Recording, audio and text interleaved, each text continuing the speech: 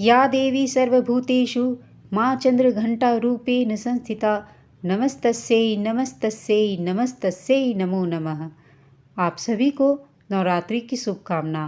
माँ दुर्गा आप सभी की मुरादें पूरी करे। तीसरे दिन दुर्गा माँ के चंद्रघंटा रूप की पूजा होती है। ऐसा माना जाता है कि वह अपने भक्तों के दुखों को दूर करती हैं, इसलिए उनके हाथों में धनुष, त्रिशूल, तलवार और गदा होता है। देवी चंद्रघंटा के सिर पर घंटे के आकार का अर्धचंद्र नजर आता है। इसी वजह से श्रद्धालु उन्हें चंद्रघंटा कहकर बुलाते हैं। नवरात्रि के इस दिन माता दुर्गा के चंद्रघंटा रूप का विधि विधान से मंत्र करके ओम देवी चंद्रघंटाय नमः का जाप कर आराधना करनी चाहिए। इसके बाद माँ चंद्रघंटा को सिंदूर, अक्षत, गंध, धूप, पुष्प आदि अर्पित करें। देवी माँ को चमेली का पुष्प अथवा कोई भी लाल फूल अर्पित कर सकते हैं। साथ ही साथ दूध से बनी किसी मिठाई का भोग लगाएं।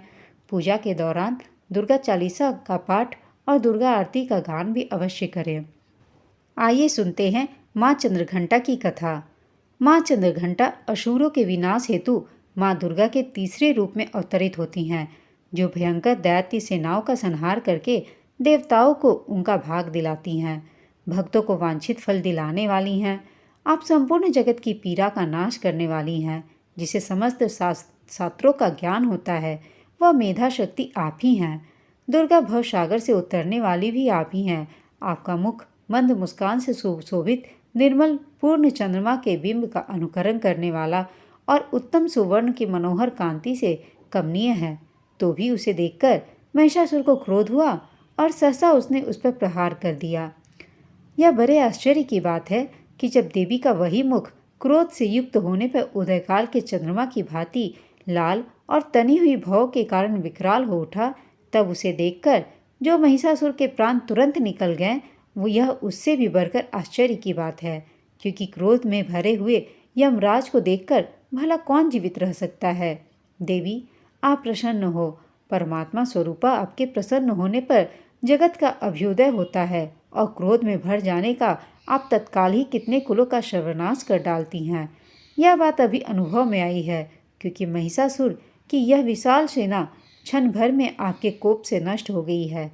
कहते हैं कि देवी चंद्रघंटा ने राक्षस समूहों का संहार करने के लिए जैसे ही धनुष के टंकार को धरा व गगन में गुजा दिया, वैसे ही माँ के वाहन सिंह ने भी धारना आरंभ कर दिया और माता फिर घंटे के शब्द से उस ध्वनि को और बढ़ा दिया, जिसे धनुष के टंकार, सिंह की दहाड़ और घंटे की ध्वनि से संपूर्ण दिशाएं गूंज उठी। उस भयंकर शब्द व अपने प्रताप से वह दैत्य समूहों का संहार कर विजय हुई। आइए सुनते हैं माँ दुर्गा की एक अन्य पौराणिक कथा, जिसमें माता दुर्गा ने एक तिनके से देवताओं का घमंड तोड़ दिया था। एक बार देवताओं और दैत्यों के में भयंकर युद्ध छिड़ गया। इस युद्ध में विजय देवताओं के हाथ में लगी। इससे उनके मन में अहंकार आ गया। हर देवता को लगने लगा कि वो श्रेष्ठ है। सभी देवगण इस अहंकार से ग्रस्त हो गए। जब माता दुर्गा ने देवताओं को इस प्रकार अहंकार से ग्रस्त होते हुए देखा, तो उन्होंने उनका घमंड तोड़ने का निर्णय लिया। माँ दुर्गा तेजपुंज के रूप में देवताओं के समक्ष प्रकट हुई। इतना बड़ा तेजपुंज देख सभी देवगण घबरा गए।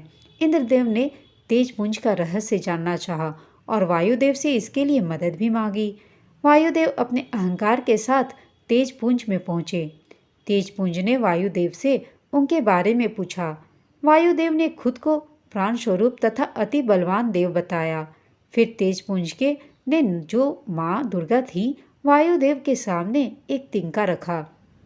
साथ ही उससे कहा कि अगर वो इतना ही बलवान है तो इस तिनके को उड़ाकर दिखाओ।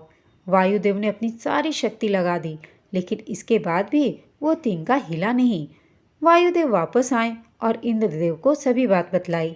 फिर इंद्र ने अग्निदेव को उस तिनके को जलाने के लिए भेजा, लेकिन अग्निदेव भी इस काम में असफल रहे।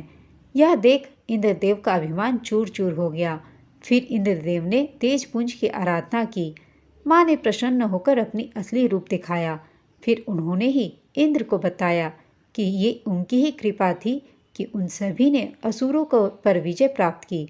अतः इस झूठे अभिमान में आकर अपना पुण्य नष्ट न करें। यह सुन देवताओं को अपनी गलती का एहसास हुआ और सभी ने माँ देवी की आराधना की। जय माँ दुर्गे। आप सभी को वीडियो पसंद आई हो तो इसे लाइक, शेयर और हमारे चैनल आस्था को सब्सक्राइब अवश्य कर दीजिएगा। कथा सुनने के लिए आप सबका धन्यवाद।